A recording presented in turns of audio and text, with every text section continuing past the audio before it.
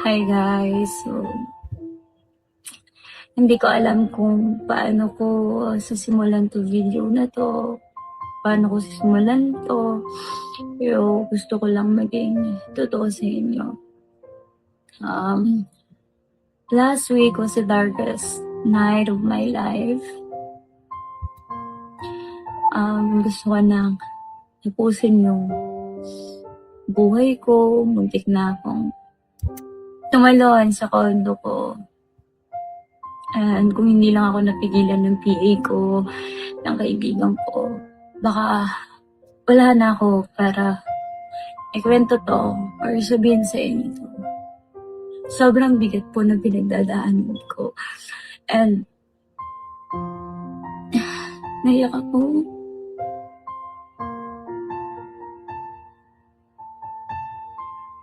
This was the darkest night of my life. And halos isang linggo akong nakaratay, nakadextrose, kung anong gamot na lang yung tinutusok sa katawan ko para kumalma ako. And sobrang hirap po pagkaroon ng anxiety and depression. Sobrang hirap po. And nasa moment pa lang po ako na under monitoring pa lang po ako. And umiinom pa po ako ng mga medications ko right now. And sobrang hirap po.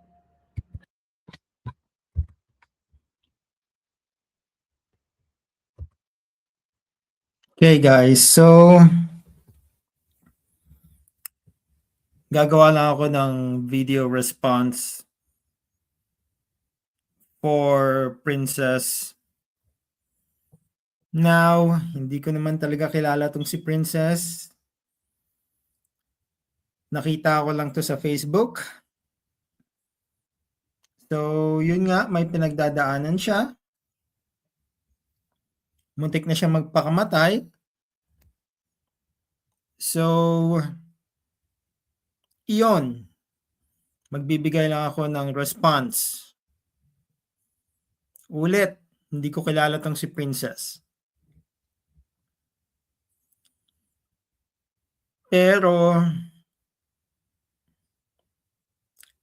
very vague yung sinasabi niyang pinagdadaanan niya. So, hindi ko talaga alam kung ano yung ibig sabihin ng pinagdadaanan. Pero, life is hard. And that's life.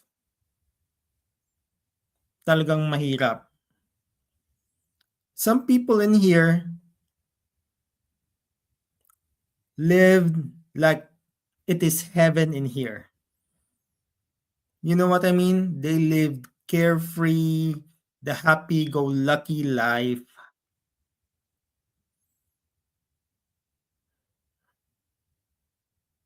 Pero life is not like that. This is not heaven. Magulo dito. Kahit na yung mga taong living their life like that, like this is heaven, they don't understand na magulo dito. Kaya yung buhay mo kailangan ng meaning. And I'm not talking about superficial meaning. Na you're here to fulfill your dreams. You're here to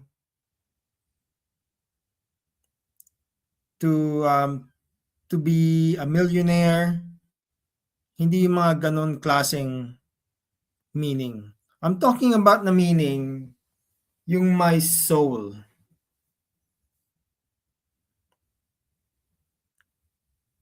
Yung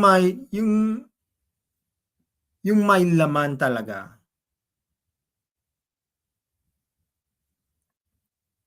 Hindi yung meaning na galing sa pera, Hindi yung meaning galing sa sex, hindi yung meaning na galing sa kung ano man bagay diyan.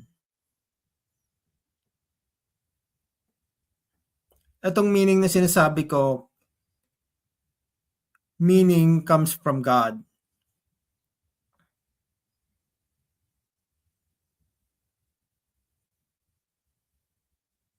Para hindi, kasi pag may meaning ang isang tao and it comes from God, it's hard to demolish that motivation.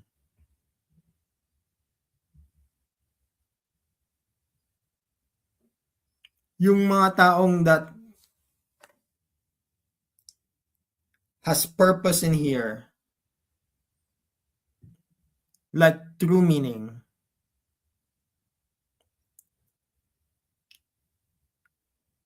those pain, those struggle, those hardship, nalalampasan yan eh.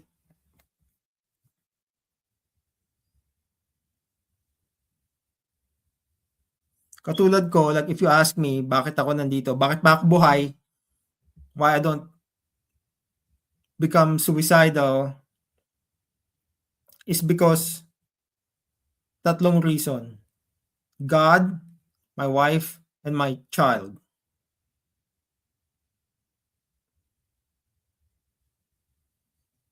I want to live a long life, as long as I possibly could. Excuse me. Kaya nga, I tried to stay as healthy as I could. I exercise. I tried to stay away from junk food. Di ba nakikita nyo sa mga kalingap na yung mga mahihirap dinadala nila sa Jollibee? Ako dito sa US, I try to stay away from yung mga ganong klaseng pagkain. Mga McDonald's, Burger King, and I try to cook my own food. I try to stay pretty healthy.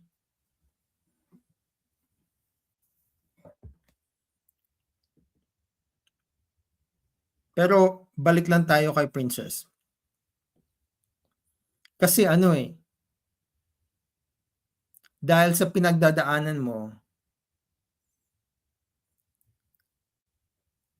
to you, everything is dark. Buti na lang nga hindi ka nagpakamatay eh. Because pag nagpakamatay ka, you will not see your future. So you wouldn't see your life 10 years from now, 20 years from now. Hindi mo makikita yung mapapangasawa mo, yung magiging anak mo, yung magiging pamilya mo.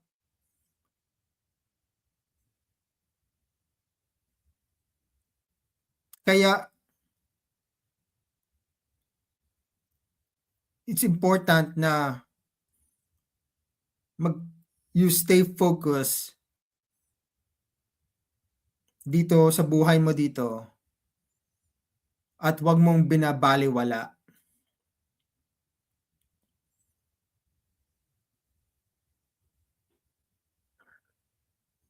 Kasi hindi naman yung nakikita mo lang kasi ngayon lang eh, na you see everything dark right now. But there's always light. Yung mga problema na yan, nawawala yan eh. Tsaka maganda pag kung sinasabi mo specifically kung ano ba yung pinagdadaanan mo eh. Para maintindihan ko palalo. Kasi very vague. Wala kang sinabi. Sinabi mo lang, muntik ka nang magpakamatay.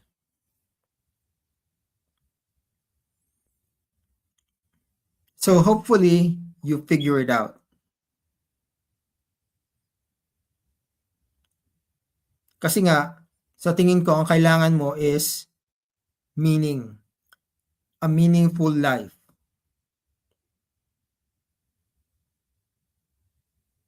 Like ngayon, ano ba? Saan ka ba kumukuha ng meaning ngayon? How are your friends? Are they morally strong? Are they how are they? Kumukuha ka ba ng meaning sa physical appearance mo? Kumukuha ka ba ng meaning sa reputation mo, sa pera mo? Because lahat 'yun nawawala eh.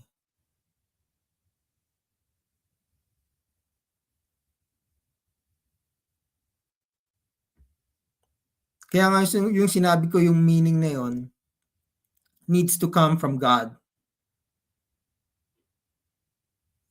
Because God is the source of all good. If there is no God, life is meaningless. We might as well live however we want to.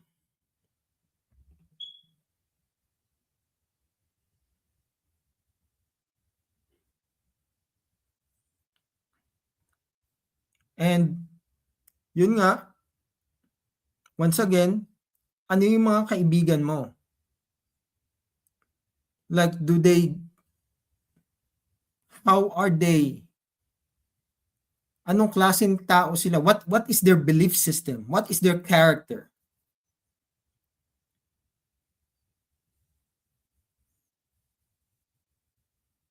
And also, may tatay ka ba? Because sa mga babae, ang nagbibigay ng security and protection sa buhay nila is their father. Now, pag wala naman ng father nila, pwede naman your brother. Pero ang ultimate talaga, number one talaga kailangan is God, then your father. Your father needs to be there. Hindi ko kasi rin alam kung paano ka lumaki. Kasi that will play a role. Yung belief system mo, yung motivation mo sa buhay, your history will play a role. Yung past mo will play a role to your present. And your present will play a role in your future. Your choices right now will depend on your future. Kaya nga, sabi ko nga, di ba? When you become suicidal, you see everything dark. You see no hope.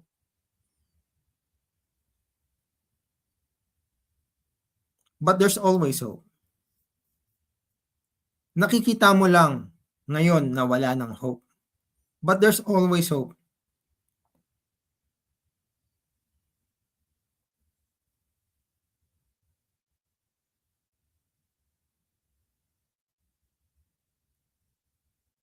So, hopefully, now you can figure this out.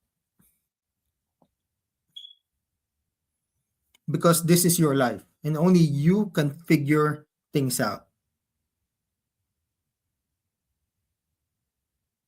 People can give you advice.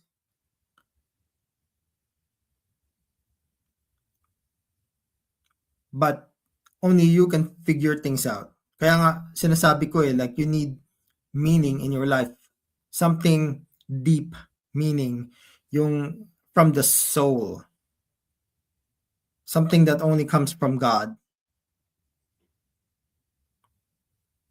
Hindi yung superficial na meaning.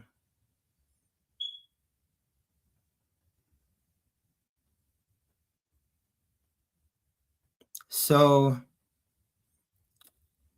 yep, yun lang naman po. nakita ko tong video ni Princess and naawa ako sa kanya, kaya that's why I made a video response. So, yeah. I'm peacing out, guys. You guys have a good day.